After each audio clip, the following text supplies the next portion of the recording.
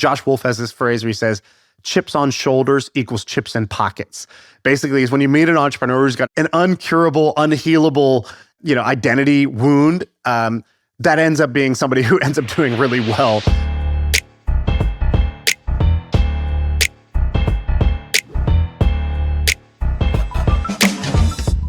Let me fill you in on some things that I saw this week that I just want to get your opinion on.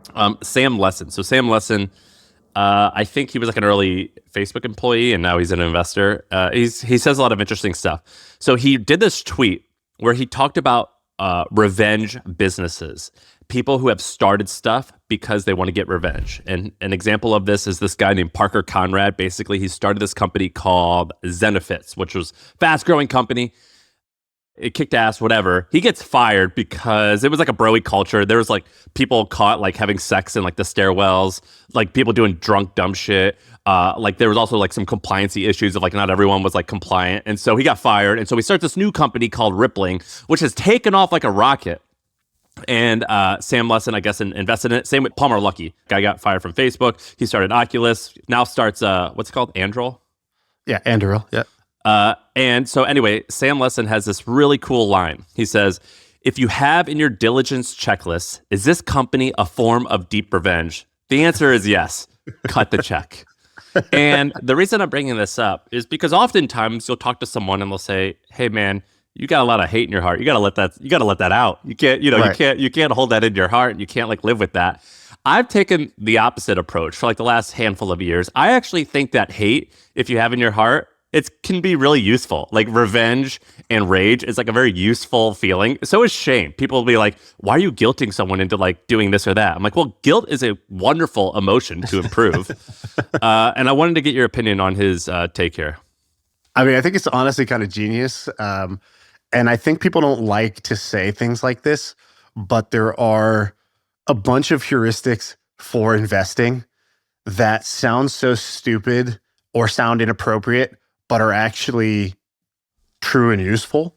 So, for example, and you can frame these different ways, but I have a friend who was like, how Paul Graham talks about he wants to invest in fierce nerds, and a fierce nerd is basically it's a nerd who's like overly competitive. And also like a little bit of a shithead. Yeah, exactly.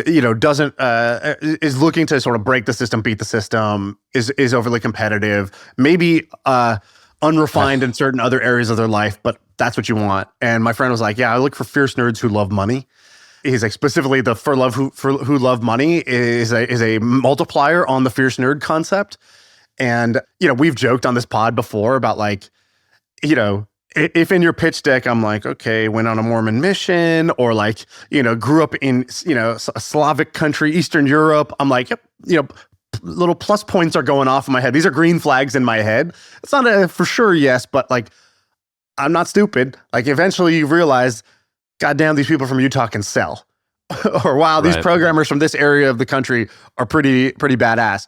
Or when somebody is, it's like being a Harvard dropout is a stronger signal than being a Harvard graduate. There's all these things that sound silly, but actually end up being true, because if you're the type of person who can get into Harvard and that has enough conviction and an idea to drop out of Harvard against the social pressures of Harvard, that actually turns out to be a pretty good filter. Now, of course, these things can be gamed if people realize that these are the signals you're looking for, right? Like people showing up to pitch meetings and like acting a little extra autistic. It's like, okay, we kind of know what you're doing here. You're trying to fit some pattern that this investor is trying to match against. So all of these things would be gamed, but it's great when you can figure out a signal that is not yet common. And so this one of, is this person, is this a revenge company, is a great signal. It's a green flag signal. Have you seen the Ted Turner documentary that recently came out on HBO? No. Everyone should go and watch this. So Ted Turner has been one of my heroes for decades because his biography was so good. And basically his story is that he inherited a billboard business from his father. And it was a great billboard company. Like it was in the South and it was thriving. He took the money from that and he started a local TV station. He eventually bought the Braves for cheap. He bought the Atlanta Hawks for cheap. Then he parlayed all of that and bet all of his money in CNN and was constantly on the brink of bankruptcy. Not because his businesses sucked, but because he was just like pushing it 100% all the time. And so there was this great line. It said, This was about one of his employees. He goes, Ted had a great sense of paranoia within the company, a sense that we were the little guys fighting for our lives against some big unknown guys. And the truth is that we were one of the biggest billboard companies in the South, one of the biggest in the country. But we wanted to make everything seem more important than it probably was. And in fact, he insisted on taking his telephone calls outside on payphones because he wanted everyone to believe that his phone was being tapped. And if you watch his documentary, he does all these amazing things. Like, for example, he's like, I have to launch CNN because Americans, at the time, CNN was the first ever 24-hour news network. He was like, we owe it to America. Like, Americans need to have an option to know what's going on in the world. Like, everything had this grand sense of like, we have to do this for America, or like they're trying to crush us. And it's like, who's they? We're the best. And that was a big takeaway from Ted that I loved. And this post kind of reminded me that Sam Lessin posted about them. There's a couple other things that come to mind on this. One, Travis Kalanick is kind of like this. So he had gotten screwed in his first startup, literally, I think, by Michael Ovitz and others. Basically, it was like during the LimeWire. Well, the background is Travis Kalanick, the founder of Uber. Before Uber, he started Red Swoosh, which was some type of LimeWire competitor. Like a file sharing service. Yeah. Peer-to-peer file sharing service. And he ends up not making a lot of money from it. By the way, Naval, same thing. Naval's first hit. Naval's now like, this wise, sage, billionaire type of dude. But he was kind of like an angry, vengeful dude when he started ePinions back in the day. The VCs kicked him out of the company. I think ePinions ended up going public during the dot-com boom, or it had like a kind of a big exit. He got nothing. He got screwed by his own VCs. He didn't make anything from that? No. And he ends up suing them. So he does the thing that normally in Silicon Valley, the founders are very afraid to fight back against the VCs. He publicly sues his own investors and ends up creating Venture Hacks, which is a blog dedicated to helping founders not get screwed by VCs. He's like, dude, I didn't know how to read these term sheets, and I didn't know what these contracts meant, and they just kept telling me the dangerous words. Oh, don't worry, it's all standard. And he goes, there's nothing more dangerous than something than when a lawyer or a VC tells you this is standard, don't worry about it.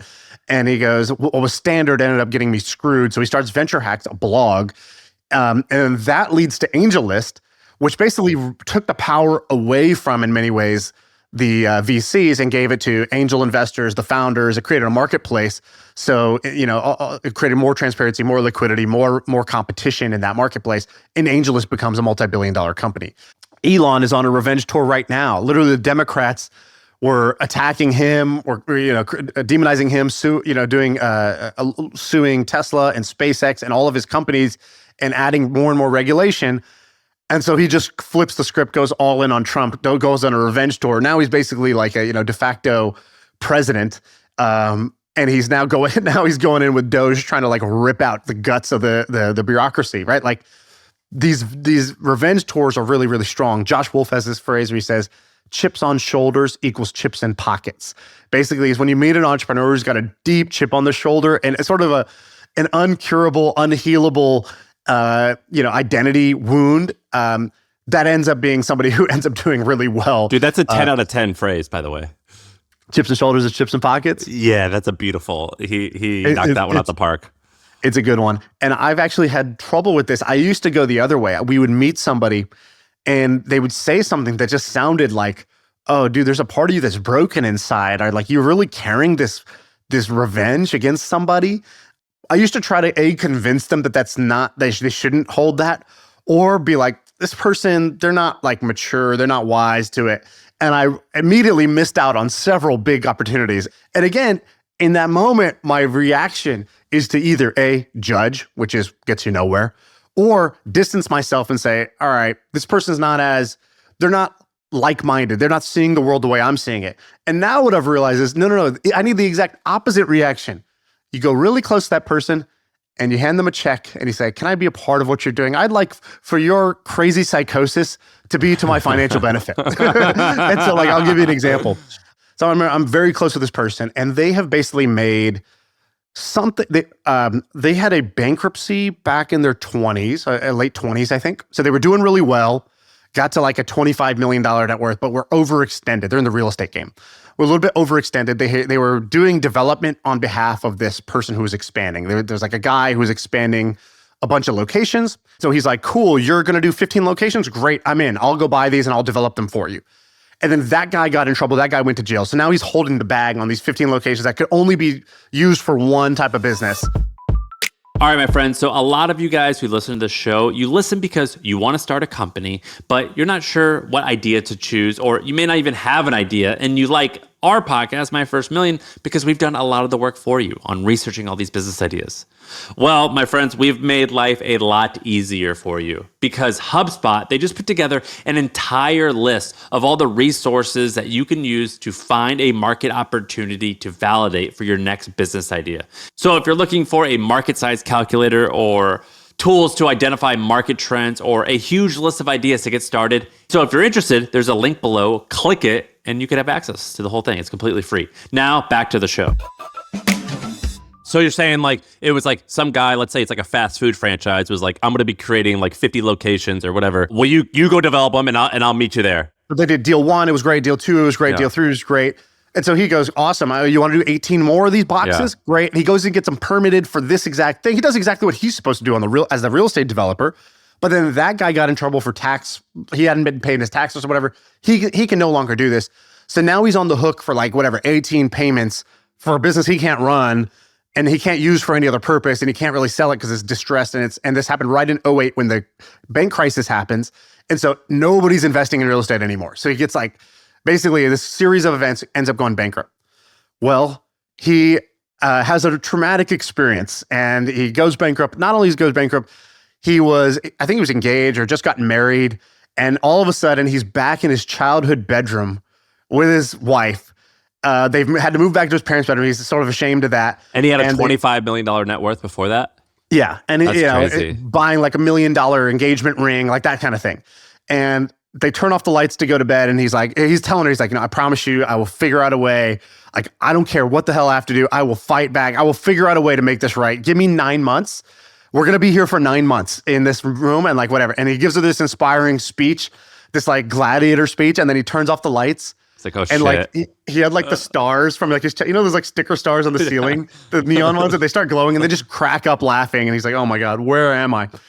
And then he starts basically his revenge tour. And he's in the 10 years since then has built up like $1 billion real estate portfolio using only his own money, no outside investors, probably has, something like 4 or 5 million of his own equity in these deals, and has, really come back strong. And so I, for years, have been looking for a good way to invest in real estate. Like I looked at, should I buy my own property? Should I have some rental properties? I think I kind of should take this internet money that I'm making. Like I'm all in on the internet. And I think I should take like, 10, 20% of it, have it in like hard rock, tangible assets you can go touch and feel. That seems like a smart thing to do. But I never knew how. Should I do it myself? I'm a beginner and that takes time and I don't want to go fix broken toilets. Should I give it to one of these funds or syndicators? And then you would like meet them and you realize these guys are just fee monsters. They make all their money on the buy. They don't make any money. Good luck on the sell. They make their money on the acquisition fees and management fees. So I didn't like them.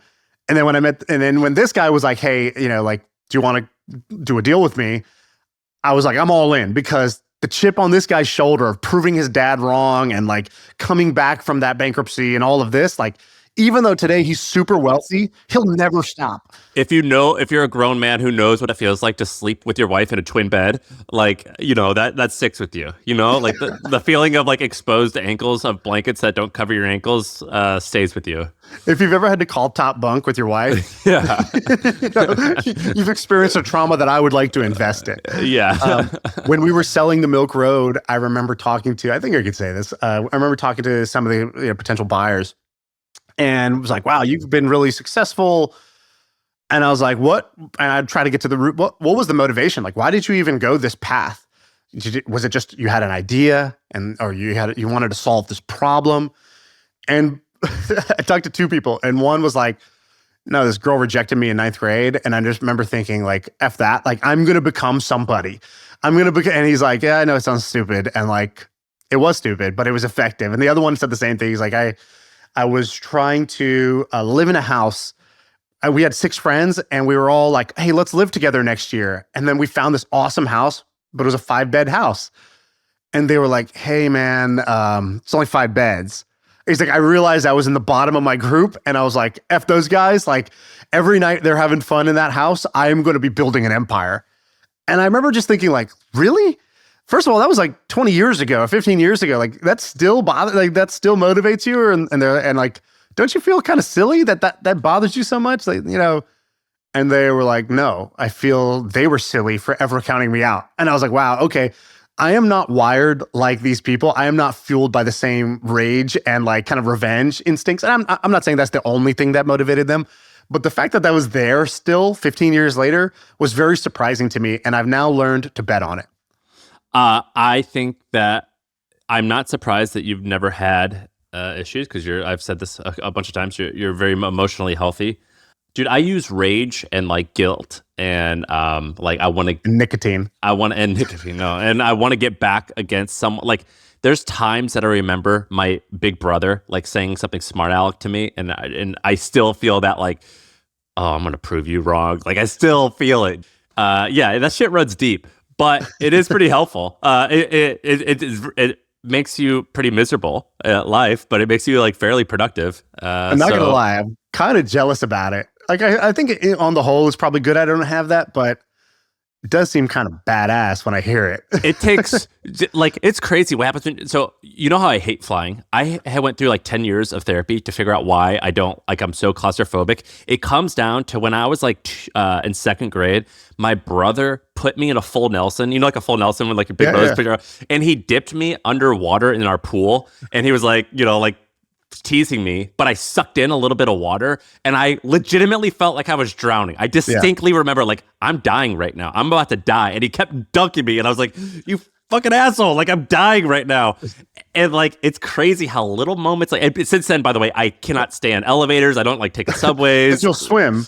You just don't, you're like, I'll fly. Swim. I don't like anything where I'm constricted and I can't escape. It's rooted in like I can't escape. So if it's like a boat that like you're gonna go on and you can't see the shore, it's like no, I'm not doing that shit. Is this what the hypnotist unlocked in you, or you're saying you figured this out through therapy or something else? Therapy and hypnotherapy. Yeah, like I've spent so much time and money to like figure out the root cause and how to overcome this, all from like a 60-second interaction with my brother, where he was a kid too. He was being innocent and just messing with me. Isn't that crazy? How like the things that happen as a kid can like impact everything. By the way, does it help when you figure out the root cause, or like does it go away a little bit? No, a little bit. Like I guess like there's this like idea of like getting over this stuff. It's called like walking to the gallows, where like when you get panicky, it feels like you're dying, and in order to overcome that, you just gotta be like, fuck it, I'm gonna go die. Like I'm gonna like experience this thing that I'm fearful of. And you just have to do it, and it's like it's pretty bad, and like so you have to tell yourself all these stories to help get over it. And one of them is like, I only feel this way because John did this to me long ago, and I was fine. Okay, I was fine. I will make it through this. And so you gotta like walk to the gallows. You gotta like tell yourself all these stories, and so that's like one of the many coping mechanisms. But it just all happens because of a small thing when you're a kid. So it could have been like some girl said this, some guy said this to you, right? And it like it's crazy. It just shapes like 50 years of your life. Dude, what a sick phrase! Walk to the gallows. Wow, what is a gallows even? Is that like that's where you get hung? Is it from a pirate? I think it's where you get hung. It's like so the gallows is like the structure where you're about to get hung. And so like by the way, I tried to break this the other day. I went on the subway for the first time ever in New York. I was like deathly afraid to go on the subway, and I'm like, we're just gonna go one stop, and I was like, fuck it, we're walking to the gallows. There's also this isn't just for business. This is also like, revenge body is a thing. And remember that Medium post we both love, how to lose weight in 4 easy steps. And it's like portion control, avoid beer. And then it's like, have your heart broken, not just broken, shattered into a million itsy bitsy pieces. And it talks about basically it's the heartbreak that's like the fuel for the gym. Like, and in the same way that like, if you want Adele to go triple platinum, she just needs a bad heartbreak, right? It fuels artists, it fuels fitness, it fuels business, and I think it's sort of undeniable. I don't know if it's healthy, but it's definitely effective. Taylor Swift wouldn't write hits if she had a successful, wonderful relationship. Well, we'll see.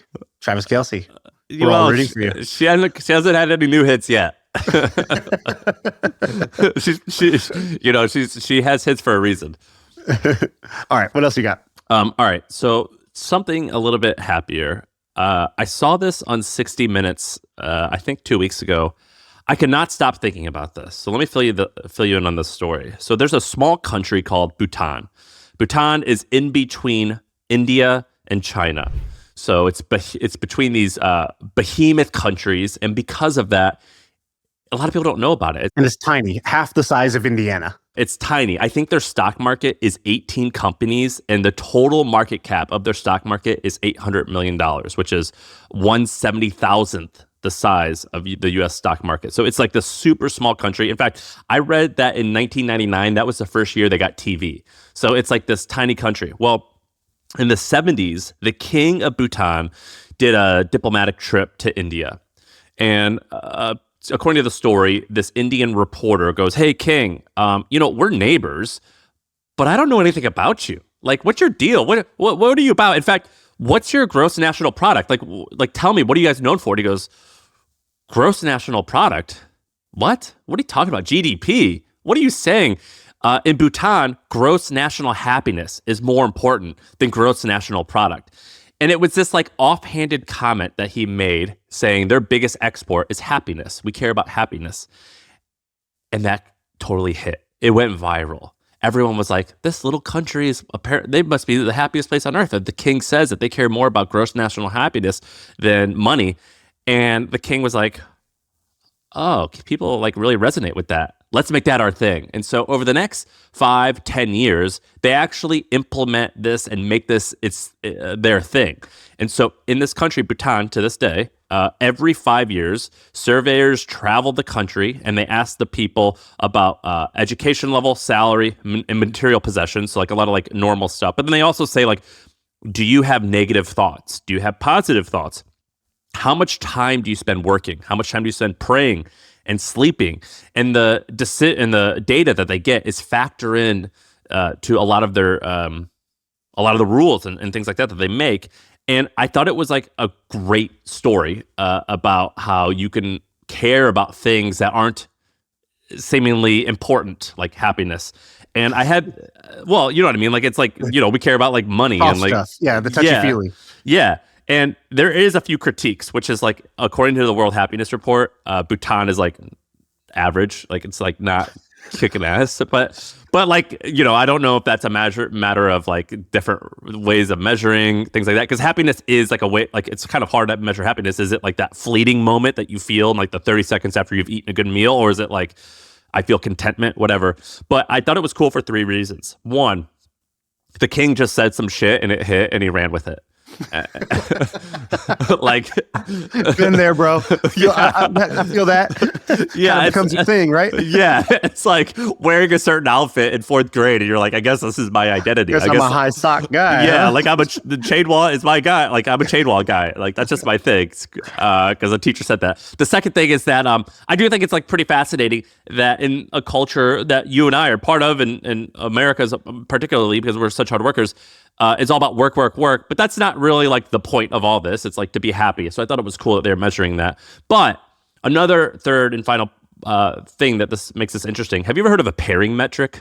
Yeah, basically like 2 metrics that, let's say you have revenue on one side, but you might have profitability on the other in order to make sure that like if you over optimize on just revenue, you might totally nuke your profits. Or if it's about growth, you want, NPS score, make sure your customers are happy. Is that what you mean? Yeah. And so when Tim Ferriss invested in The Hustle, I got to hang out with him for an hour or so. And I was telling him about how many subscribers we were growing by. He's like, well, you need like a pairing metric. You need, not just top line like subscribers, email subscribers, but like, are they engaging? Are they opening? Whatever. You have to have a pairing metric. Otherwise, it kind of ruins the whole thing. And that was like kind of fascinating to me. I never heard that phrase. And I didn't think about having a pairing metric with like government policy or, like anything other than business. And this is like a really great example of a pairing metric where it's about GDP, traditional metrics, but also, make sure that your people are happy along the way. So I thought it was pretty cool. Yeah, I love this story. I think I was telling you before this. I think we both, somehow, the odds of us both having Bhutan on our list are so weirdly low. I think maybe we both saw the same thing. I saw this 60 Minutes thing a few weeks ago. What did you think? First of all, it's so funny. When you watch 60 Minutes looks so old, dude. It looks, and 60 Minutes is basically just a YouTube channel. It's great though, right? It's great, but why does it look so old? Like literally the person on there is old. The clock they use for the 60 minutes thing is so old. All of the editing is so old. They don't know like what like a jump cut is. It's insane. I think it's a fun fact. I'm almost positive it's the only TV show without a theme song. It's literally just tick, tick, tick, tick, tick, tick, tick, tick. Yeah, exactly. It's crazy. So when you watch 60 minutes, it's interesting to just look at it and be like, what is this, dude? Anyways, here's a couple of the things that stood out to me about this. So first, why am I interested in a country? I'm interested in a country because in the same way I'm interested in companies that are run in interesting ways, or if a company had a unique mission or business model or a unique way of doing things, that'd be interesting to me. Countries are just big companies. And I found this pretty interesting if you looked at it like a company where it was like, oh, what's our main metric? It's not revenue, it's happiness. So it's like instead of the GMV, they're looking at how much happiness they're producing in their own economy. And I like that they measure their own. And like, did you look at their happiness index, kind of 0 to 1, and how that all works? Yeah, it's like a weighted score, right? What were all the metrics? Or it's basically it's a weighted score. Then they sort of they ask people a bunch of questions about their psychological well-being, their health, their time, their education, all these different things, and they end up with like basically they're a 0.781 on their scale, which is pretty good. And they measure, that's up 3.3% since last year. And basically 9.5% of Bhutanese people are deeply happy, 38% are extensively happy, 45% are narrowly happy, and 6.4% were unhappy, according to them. And they're what I thought was cool was that a couple of things. Number one, it's one of the very few cases where someone in power gives it up. So they had a king, and he voluntarily is like, you know what? This could just go to my son, but we need a democracy. And the funny thing is the people there were like, no, king, stay king. And he's like, no, we need a democracy. They're like, democracy? You see, India's a democracy, Pakistan's a democracy. Look at those places. They're always at war. It's violent. Forget democracy. We don't want it. We're happy. And he was like, well, if I just keep giving this power down by birth, this won't end well. So I thought seeing somebody relinquish power in their prime is so rare. Yeah. That you just overlook it when you're on the surface. But if you actually think about that deeply, that actually is like a really noble and very cool and very unique thing. How few, Biden didn't want to give up power and Trump doesn't want to give up power. Nobody wants to give up power. Power is one of the most addictive things in the world. And so I just thought that was really noble and really cool of him to voluntarily go to democracy at a time of peace, which is not usually what happens. Usually if a democracy happens, it's after a time of violence or war, people need change, or the Western country comes in and helps and tries to force a democracy on them. So I thought that was cool. Did they say that was the only time that's ever happened that way? It's the only one I know of. They kind of referenced that's never really happened before, that a democracy happened in a time of peace voluntarily. Also crazy that just like, until the 70s, like in 1974, there's people listening to this podcast that are born before 1974. They didn't have a currency. It was barter. Even up until 1974. That's crazy, and the right? crazy thing was, even though there was barter, they still had to pay taxes. And it was like, you could pay your tax with like giving the government like a cow. Or if it's like, oh, you don't have livestock? All right, do labor then. And so then they built these amazing buildings because your taxes was basically community service. It's like, hey, I'll go donate like, 100 hours of labor to pay my tax for the year. And then because of that, they built these really cool buildings. Side weird note, our friend Sheil, friend of the pod, Sheil, went to Bhutan. Went there. I think he posted this thread. It's a thread of him going there. He like meets the king because he's like, it sounds crazy to meet the king, but like, he's like, I was at a bar and I was talking to this guy, and that guy was the former he was the former prime minister or whatever. He's like, now he's a surgeon and he's just drinking at this bar. And he's like, oh, you want to meet the king? Yeah, I can introduce you. And so he meets the king. And so he's like, he's talking about his experience there. One of the crazy things he points out is like a lot of the buildings have penises painted on them in like artful ways. So, it's a little bit of super bad mixed in there. I like that. The other crazy thing is the Bitcoin stuff. Did you see their Bitcoin stuff? I know they have they own more Bitcoin than the total market value of their stock market. It's like $1 billion in Bitcoin. Yeah, they basically have made themselves wealthy for life. They use their vast nature. So they use hydroelectric mining to mine Bitcoin. And it's believed that they have $1 billion of Bitcoin. But that was I think that was reported 8 months ago. So it's as if they have double that now. You know what I mean? Like they've had a great run. The U.S. has it because they seized the Silk Road, right? So they have, the U.S. has 20 billion.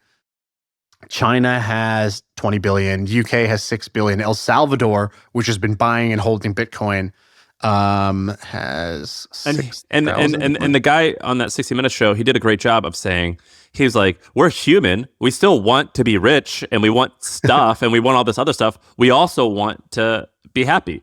And so, because people were like, well, so if you're just about happiness, why are you buying Bitcoin and all this? He's like, well, I still want nice shit. Yeah, the more prosperous we are, the happier we'll be. The other thing that I thought was cool, they do free education, free healthcare, all that good stuff.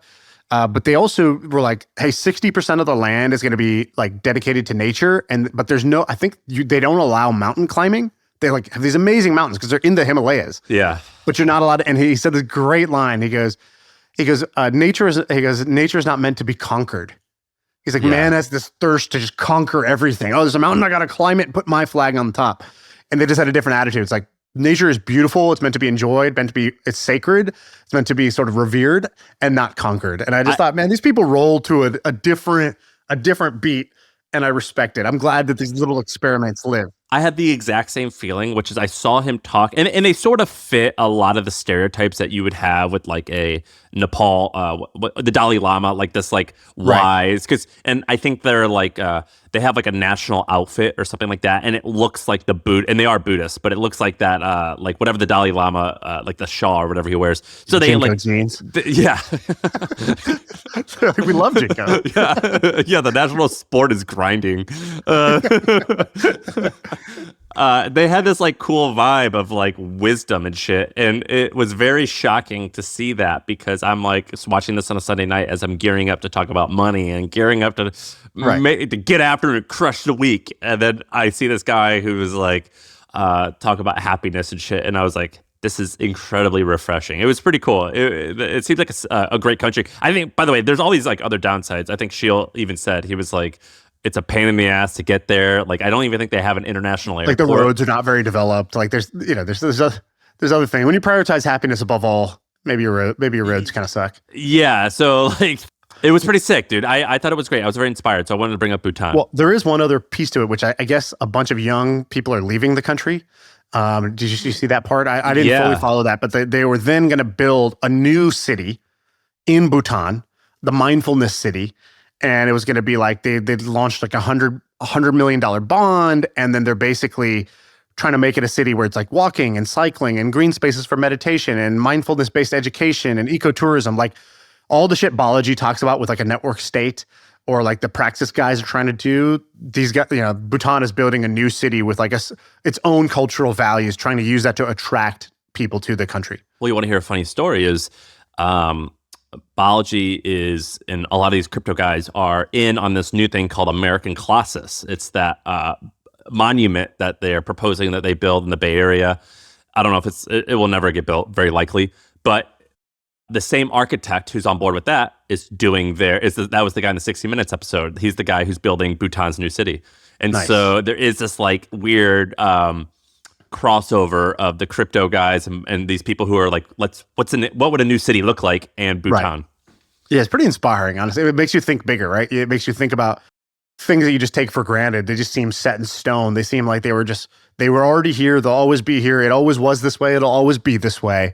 And then you hear about somebody, these people who are trying to like shake that, and you realize, oh wow, the whole world is more malleable than you thought.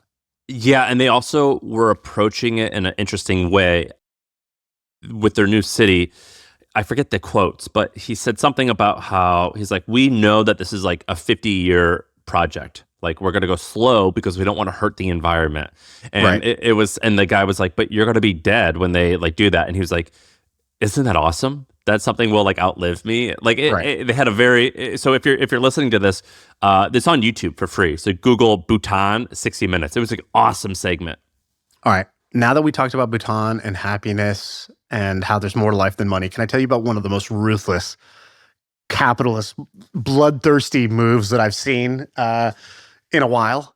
You know how in boxing they say steal the round because like in the last 10 seconds, that's what judges remember. They don't remember the first Yeah. 100. They don't remember the first 120 seconds, but they remember the last 10 seconds. Yeah, but Whatever you say last is what I'm going to be most inspired by. So we skipped. So sit down, Bhutan. You had your moment. Yeah. Now tell me how I can go cut some fuckers. All right. This is a private equity roll up in the education space that I found pretty interesting. All right. What does that mean? So I went to high school in Texas for the first 2 years. And then my mom and dad came to me one day and they were like, hey, check this out. Doesn't this look like a cool house? I'm like, yeah, it looks pretty cool. And they're like, we're going to live there. And I was like, okay, where? And they're like, it's in Beijing. And then my family moved me to Beijing in 10th grade. And so they went to? Yeah. It wasn't just me. That would have been super cool. They moved me there, and they moved themselves. So they were like, "Hey, all those friends you've had, like, you're not going to see them anymore." And so they also lied to me and said my dog couldn't come, and told me that China doesn't allow dogs. And then later in life, found out that was a huge lie. So maybe that'll be my revenge tour, dude. That's it. That's the thing. Wait, so did they leave the dog? Yeah, we sold our dog because dogs can't go to China. I was like, what? Oh my god, so stupid. There's no Google at the time. They got you. This is pre-Google. So I finished high school in China, and I went to this school called the International School of Beijing, and it was actually an awesome school, and it turned out to be great for me to move, and all these awesome things happened to me there. But as one of these things again, I go to the school. I just take it for granted. There's a school here. I don't know. Schools are part of the government. They're just like from the land. I don't know. God put it here. I don't know what puts these international schools here. And now I'm like in my 30s and I'm reading up and I realize, oh shit, these international schools are an absolute juggernaut of a business. And so I'd like to tell you about this roll-up that happened called Nord Anglia. Have you ever heard of this? Yeah, my friend Anand from CB Insights is obsessed with it. And so here's what these guys did. So the founding story is back in the 70s, things like 50 years old. There was one school in the UK, or there wasn't even a school. It was like making materials for other schools to teach English as a foreign language to people who are trying to learn English in the UK. And then they expand that into Eastern Europe or whatever. And then they start their own school. They're like, oh, we'll do our own school for teaching international people, and we'll teach them in a sort of English second language kind of way. And over time, the thing grows, and it goes from one school to multiple schools.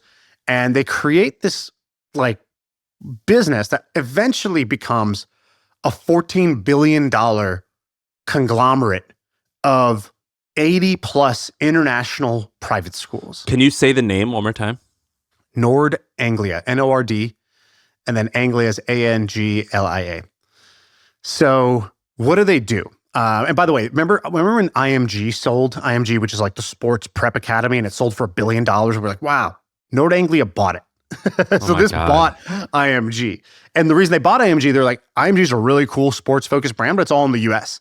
We know how to basically create international schools that the richest, wealthiest, or expats living overseas want their kids to go to be able to get into, maybe US colleges. So they bought it for $1 billion, being like, cool, we're just going to take the IMG brand and we're going to pop it up in China and India and all these different countries in order to get those types of students who are sports focused, whereas their schools are more, teaching the IB curriculum, which is like the kind of international baccalaureate.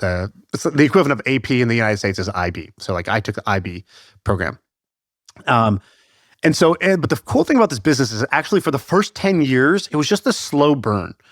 And these businesses fascinate me. Like I don't even really fully understand how you can go from kind of like a consultant selling teaching materials. At one point they had a daycare, like a nursery built in. It was like just this slow, sleepy business for like 10 years. Was it like a family run thing? Yeah, it was like privately owned. And then they hired the CEO and then they start their own schools. They start expanding. Then they start buying other school like chains. So they bought like a 6-school chain that had like a presence in, let's say, France. And then they buy another one that has a presence in Latin America. And they're just rolling up as many international schools as they can buy. They buy 5 schools in India for $200 million. And so now they got five international schools in India.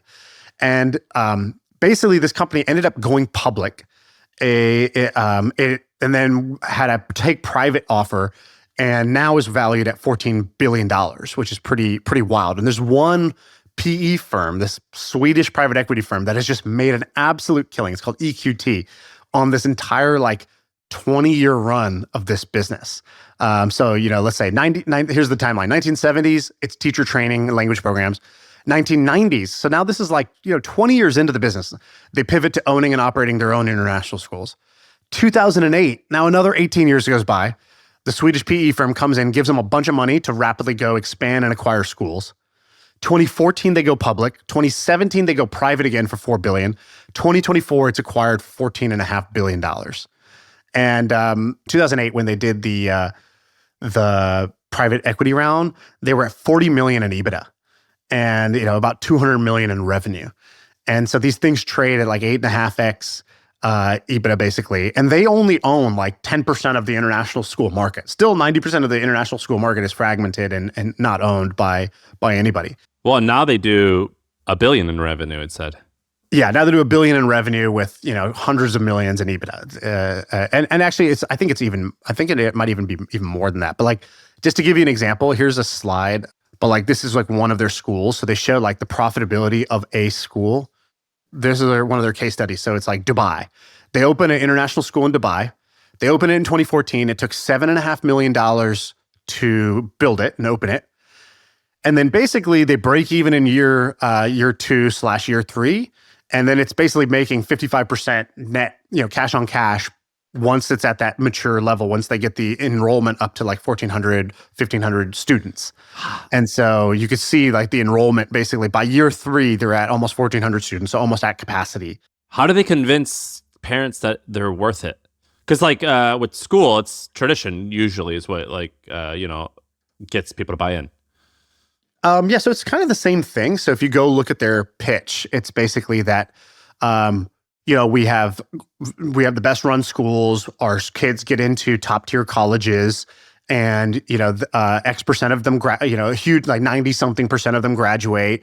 They do better than their peers on, the standardized testing, things like that. It's basically like when Chick-fil-A started expanding to New York, and all the New Yorkers were like, finally, you know what I mean? Yeah. Like people like know this like brand. In Beijing, the school I went to, right? Like we probably had like 100% graduation rate. Like there's like no dropouts.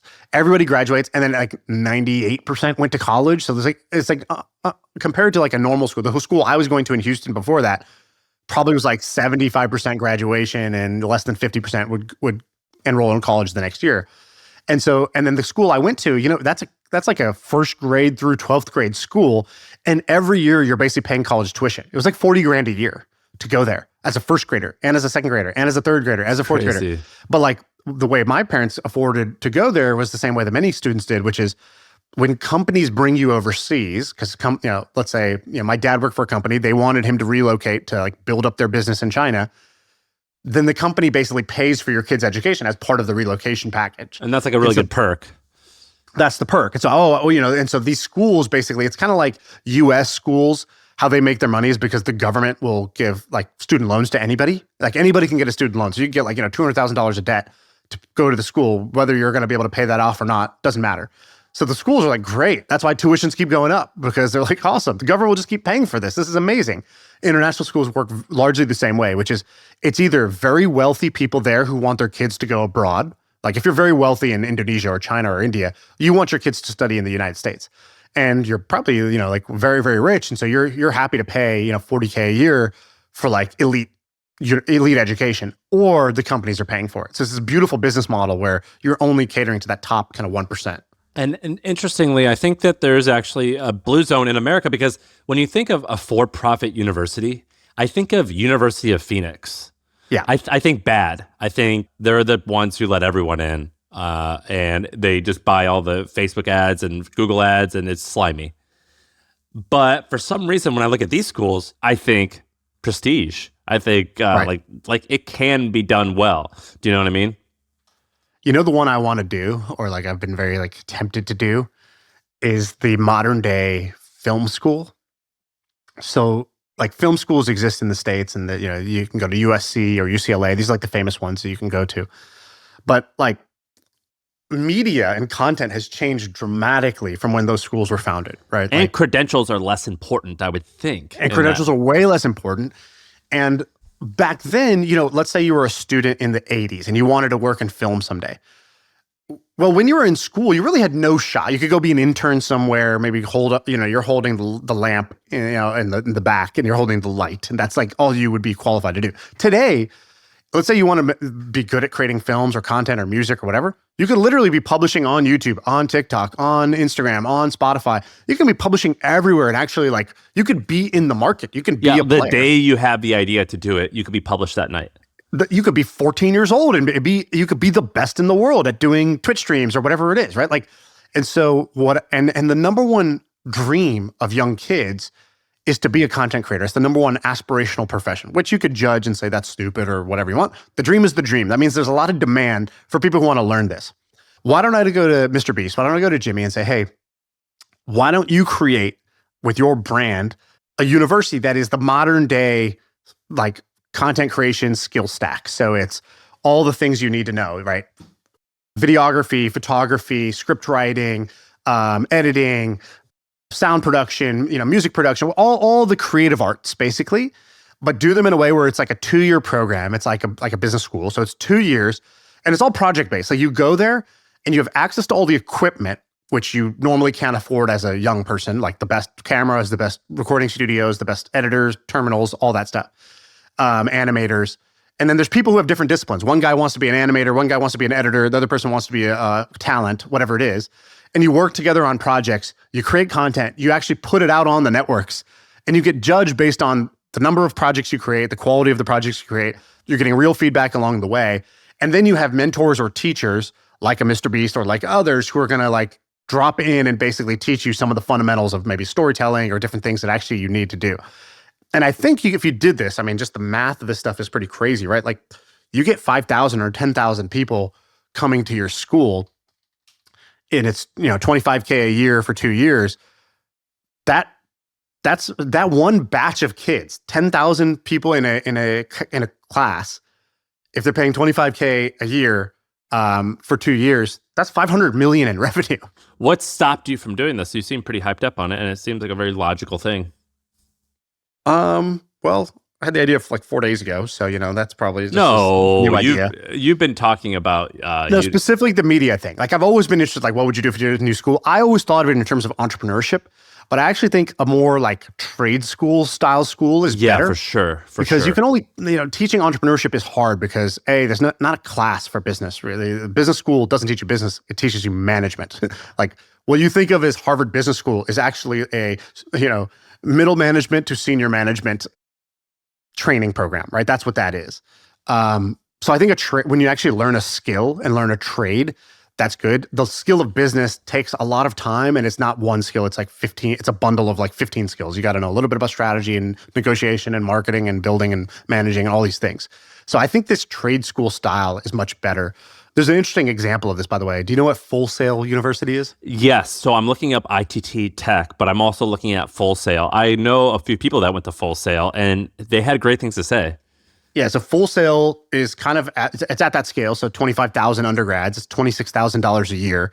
It's a private for-profit college. So you just do the math, by the way. 25,000 undergrads, 26,000 a year. So that's like the annual revenue. Let's do some public math because big numbers are an exception. That's $600 million, $650 million a year of revenue that they're generating from like a 4-year cohort. My friend Chris, have you heard of the company Linode? Yeah. He bootstrapped and sold it for, I don't know, like $800 million. He's from Nashville, and I knew him when I was younger. And he went to Full Sail, and that's kind of how I learned about Full Sail. But they have like, if you look at, Jason Citron, the founder of Discord, he's one of the alums. Yeah, and so I think they do more than just like I knew it as that's where you'd go to get like a if you want to become a music engineer. Yeah, so it was like game design was one. That's why Jason went there, because he wanted to build video games. They have music, and then they have the Dan Patrick School of Sports Broadcasting. So if he you want to liked be it like that much. a TV broadcaster, they had their own little program, a sportscaster degree program. But how does it work since it's not a normal, it's a for-profit university? Does Dan Patrick actually get paid to use his name, or he didn't donate? A licensing, a royalty, that's equity, crazy. Whatever, right? That's like, great. That's what I'm saying for like, if you're Jimmy, you're Mr. Beast, like, why are you selling chocolate? Like, we should do this.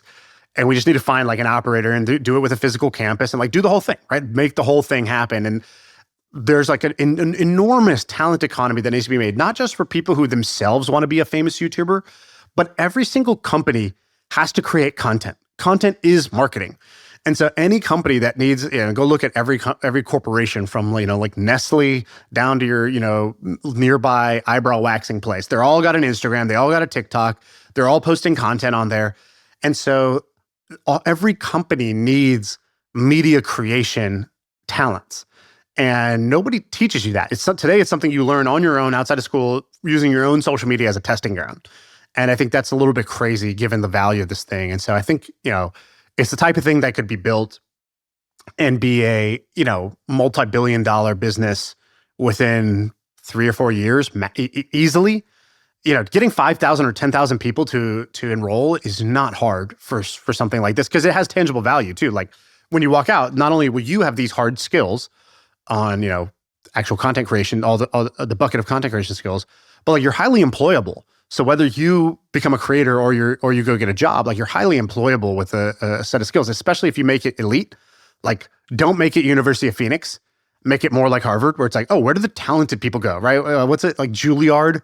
It's like, make it more like Juilliard, where this is where the most talented people go, and build that reputation. I think that's the key to get this right. This is an incredibly compelling pitch. Thank you. I want to know what the downsides are, which I don't even know if you know at the moment, because you're 72 hours into this career transition. Accreditation can matter. So if you want accreditation, you can do that. Does that matter? Does accreditation matter? I guess it does for optics, right? No, it matters for funding. So how do you get funding from the government? How do your students get loans? If you're an unaccredited school, students can't get loans. They got to pay for it out of pocket. Understood. And so you want accreditation so that you're eligible for loans, which would let students go there, who don't already have the money. Plus, it's much easier to spend money the government gives you when you're 18, 20 years old. So, you want to be eligible for that. But you can get accredited, or you could buy a school with existing accreditation. So that's not a blocker. It's just like a thing you got to do. The hard part is actually running it and like doing it well and like actually providing quality education, right? You don't want to be University of Phoenix. So you got to have some soul. You got to have some energy. You got to have the entrepreneurial energy. So why am I not personally doing this? Because I personally am not going to be the guy running this. I want to kind of make it happen and find an operator who wants to create something like this. And I can connect all the dots of how do we get the capital? Because this takes a lot of capital. Like Joe Lonsdale started a school in Austin. I don't know how much that costs, but I think it's like I wouldn't be surprised if that's like a $50 million to $100 million project of like investment. What is it called? Required. University of Austin? Austin University? That's crazy. Yeah. That's pretty wild. And if you look at like so billionaires have put $200 million into funding that school. So yeah, it's a big CapEx lift to do it when you have a physical campus. And I wouldn't do it remote. I would do it legit. I would do it with a physical campus, and I would just try to make it like awesome. And it's the same thing like we talked about the Bhutan thing. It's a 50-year play. Like you want to build prestige and legacy like a Harvard or a Stanford, where it's the reputation and the brand is the value. You want the best people to pay top dollar to come to this thing and get the best education. Then you want all the companies you want to hire to value the label that you have.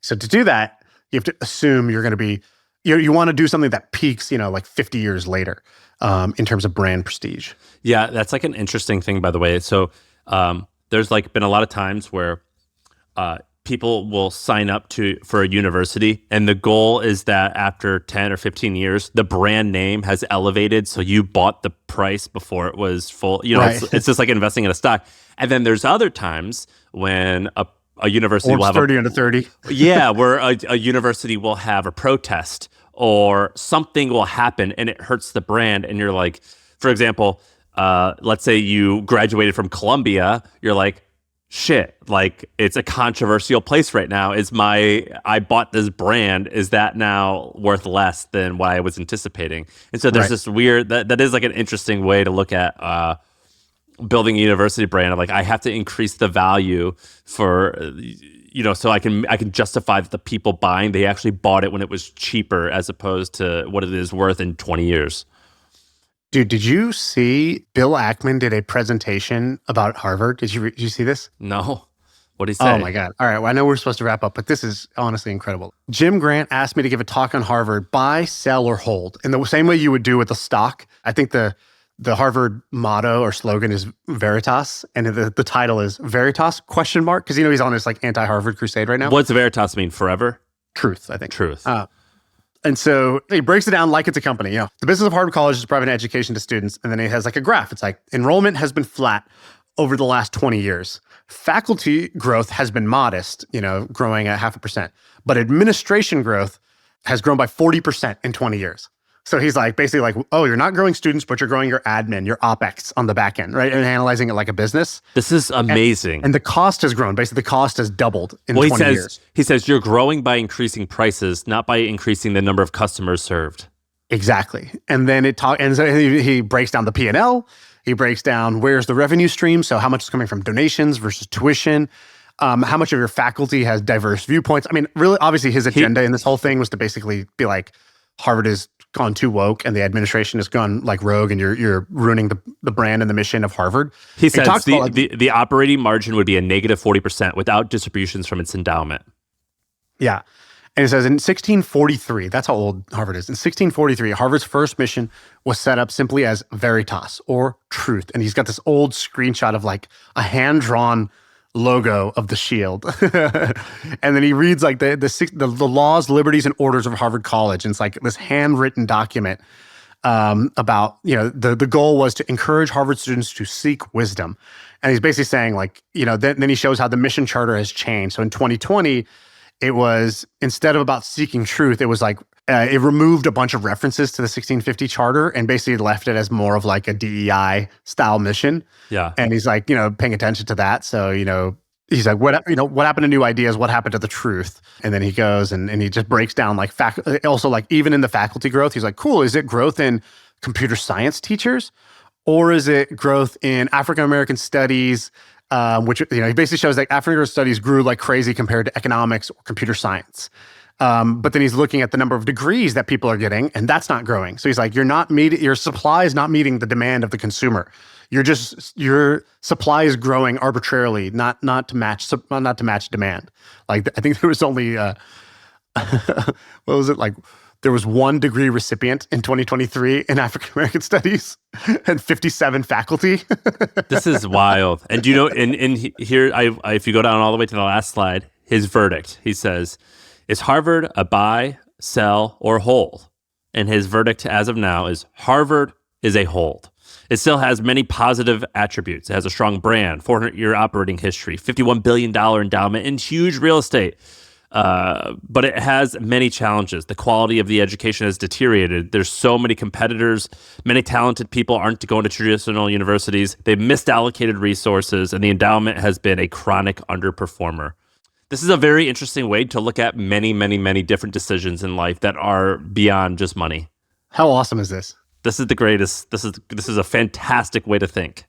Yeah, this is so cool. Is this all decisions? I think every big decision I have in life, I need to put together a PowerPoint like this. We did this with our child's name, by the way. We put 3 names in a PowerPoint, and like Sarah presented them and like argued like in her favor which name we were going to choose. Okay, hold on. What is that? What is even in the slide? What do you say? Like, so the way that we make decisions in our house, oftentimes it's like one person will present 3 options, and then the other person can select the one option that they want. And so if it's like Cheesecake Factory, Chipotle, or frozen dinner. So it's like if I'm selecting the 3, I will select 3 that I'm at least okay with, and then she could select the one that is of most interest to her. For baby names, it was like she was like, I want to select a 3, and then you could select the 1. And so she made a PowerPoint, and it explained, here's the 3 names, here's the background of the name. And I had like parameters. I was like, I want something somewhat traditional. I prefer it be in the Bible because everyone in my family was named for someone in the Bible, whatever. And she's like, all right, here's the three that I like. I'm cool with all of them. Here's the background of each name. Here's what it means. Here's famous people named that. Here's where it ranks on the popularity list. Here's is she trying to persuade you towards one, or it's a completely neutral, like pros and cons of each? In that case, it was neutral. But yeah, oftentimes there is an underlying persuasion bit. But if you're the person who selects the three, you should select three things that you like. Okay. You should, because that's like what you could do is you could select three things that you like, and then I, as the final decision maker, will select something, and you're happy no matter what. It's a great way to make decisions, I think. And so she did this big presentation on three different names, and I selected the winner, and that's how we got our baby's name. Last podcast, you said every month we sit down at the end of the month at our table and we review the month's budget, financial decisions, key financial decisions that were made. We discuss unresolved issues that might be lingering. I'm kind of into the PAR Corporation. PAR Corp is probably one of my favorite corporations to learn from. And I think the way you run your marriage like a business partnership is both effective and hilarious. We did that. Great combo. Before we got married, we did that, by the way. We said, this is going great. Like, we really love each other. We like each other. It appears as though, like, marriage is in the cards. We said it's like 6 months into dating.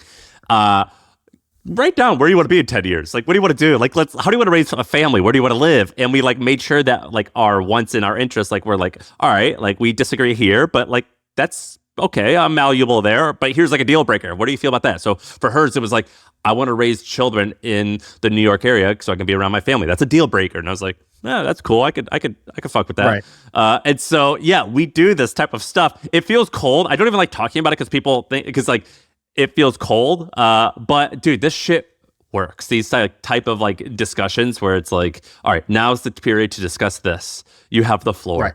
That stuff is so effective, I think. Yeah. It's great. Before you guys go to bed, you just shake hands instead of kiss. It's just nice, like to just keep everything, on the up and up and as calculated as can be. That's why I hate talking about it, because people think that everything's like systematic. It's like, no, like there's like 2 hours a month where like this is set aside to like have these like relatively formal discussions. But it's freaking awesome. I think that I think if you like have a lot of kids, don't people do like family meetings? I know I saw it in like TV shows growing up, but it's not a thing. Yeah, I think family meetings are a thing. I think you guys just really take it to that next level. You guys are the McKinsey of family meetings, right? Like vows.pdf before your wedding. You had it all set up. It's good. I like it. It works. I suggest everyone at least try it. It definitely works, I think. All right. I think that's a killer episode, to be honest. I feel hyped up. I have energy. To be perfectly honest, with a hard H, that was a great episode. All right, that's it. That's the pod.